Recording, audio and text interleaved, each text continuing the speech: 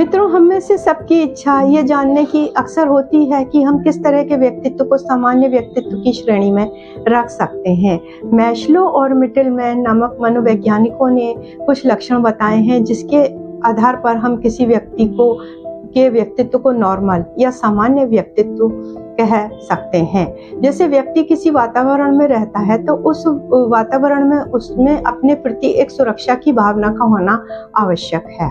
उसके जीवन का कोई ना कोई उद्देश्य जरूर होना चाहिए और जिस परिस्थिति में वो है उस परिस्थिति के अनुरूप उसका वातावरण के साथ एक प्रभावपूर्ण समायोजन होना चाहिए। और प्रभावपूर्ण समायोजन से मेरा मतलब यहाँ ये है कि व्यक्ति स्थान और परिस्थिति के अनुरूप उसे व्यवहार करना आना चाहिए और उसे परिस्थिति के अनुरूप ही संवेगों का प्रदर्शन करना आना चाहिए।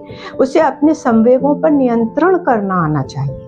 हर व्यक्ति को अपनी अच्छाइयों और बुराइयों को ईमानदारी से स्वीकार करना आना चाहिए और अगर उसके पिछले अनुभव अच्छे नहीं हैं तो उन अनुभवों से सीख लेने की एक योग्यता उसके अंदर होना बहुत जरूरी है। इसके अतिरिक्त अपनी इंडिविजुअलिटी को बनाए रखते हुए ही समूह की आवश्यकताओं की पूर्ति करना आना चाहिए और अपनी शारीरिक आवश्यकताओं की पूर्ति समाज के द्वारा बनाए गए मूल्यों के आधार पर या सोशल नॉर्म जिन्हें बोलते हैं के आधार पर ही करना चाहिए।